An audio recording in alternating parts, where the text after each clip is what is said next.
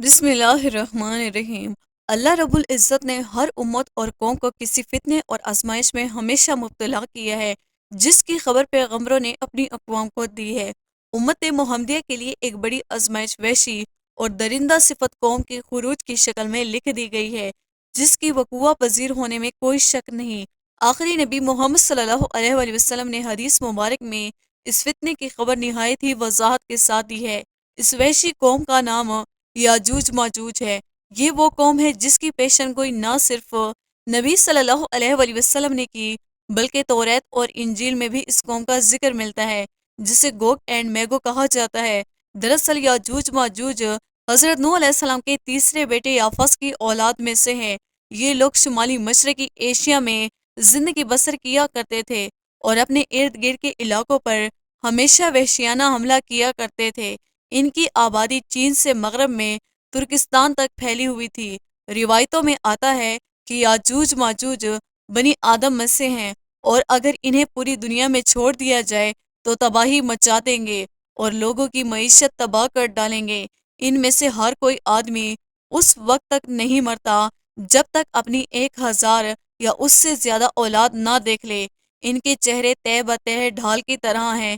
یہ لوگ لمبے قد کاٹ کے ہیں جو صنوبر کے درخت کے مانند ہے۔ ان میں سب سے لمبا شخص 3 بالش تک کا ہوتا ہے۔ یہ جس جاندار کے پاس گزرتے ہیں انہیں کھا جاتے ہیں۔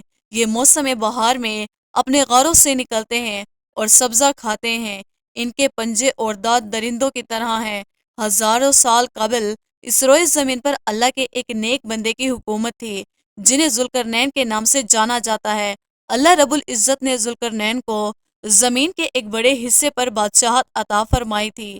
آپ نے مشرق مغرب کا سفر بھی کیا تھا۔ مورخین کے مطابق ذوالقرنین کے نام سے قرآن مجید میں جس شخص کا ذکر آیا ہے، دراصل وہ ایران کا عظیم بادشاہ خورس تھا، جسے سائرس اعظم بھی کہا جاتا ہے۔ جب حضرت ذوالقرنین نے شمال کا سفر کیا تو آپ کا گزر مشرقی ترکستان اور مغلستان کے علاقوں سے ہوا۔ یہ علاقہ 2 عظیم پہاڑوں کے بیچ آباد تھا، اور پہاڑ کے اس پار یاجوج ماجوج رہا کرتے تھے۔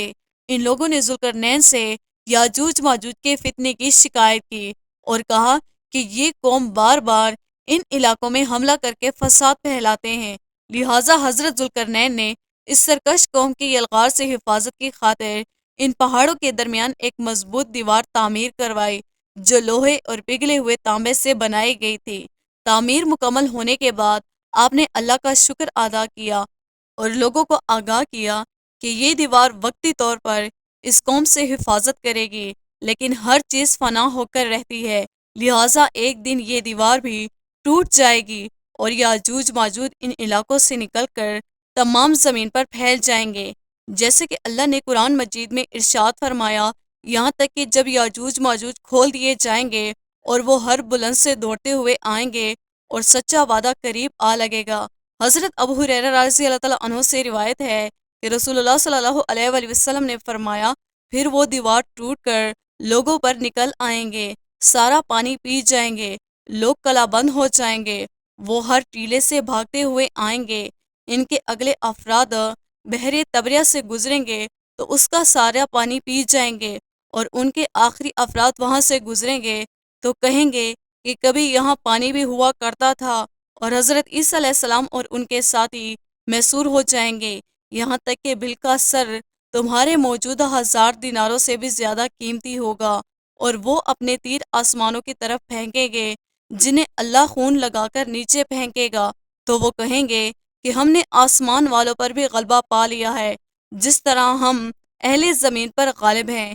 ایک روایت میں ہے کہ بے شک یاجوج ماجوج روزانہ دیوار توڑتے رہتے ہیں، جب وہ مکمل ٹوٹنے کے قریب ہوتے ہیں تو انہیں سورج کی شعاعیں نظر آتی ہیں۔ اتنے میں ان کا بڑا کہتا ہے، چلو باقی کل توڑیں گے، تو اگلے دن اللہ اس دیوار کو پہلے سے بھی زیادہ مضبوط بنا دیتا ہے۔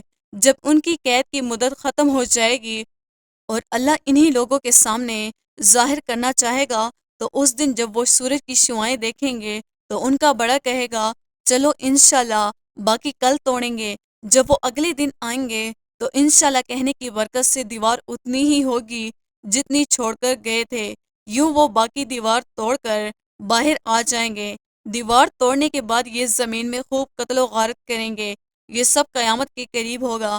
حضرت عیسیٰ علیہ السلام ان کے لیے ہلاکت کی دعا فرمائیں گے تو اللہ ان کی گردنوں میں کیڑا پیدا فرمائے گا جس سے یہ فوراً مر جائیں گے۔ وہیں زمین پر ان کی لاشوں کی بدبو پھیل جائے گی۔ پھر اللہ ایک قسم کے پرندوں کو بھیجے گا جو ان کی لاشیں اٹھا کر جہاں خدا چاہے گا پھینک آئے گا۔ یوں یاجوج ماجوج کا خاتمہ ہو جائے گا، اور مورخین اور محققین کے مطابق سرزمین گفتاز میں دریائے خضر اور دریائے سیاہ کے درمیان ایک پہاڑوں کا سلسلہ ہے جو ایک دیوار کی طرح شمال اور جنوب کو ایک دوسرے سے الگ کرتا ہے۔ اس میں ایک دیوار کی طرح درہ بھی موجود ہے جو مشہور درہ داریال ہے۔ یہاں ایک قدیم تاریخی لوہے کی دیوار نظر آتی ہے۔ اس بنا پر بہت سے لوگوں کا نظریہ یہ ہے کہ دیوار ذوالقرنین یہی ہیں، جبکہ کچھ دیوار چین اور دیوار ترمس کو دیوار ذوالقرنین مانتے ہیں۔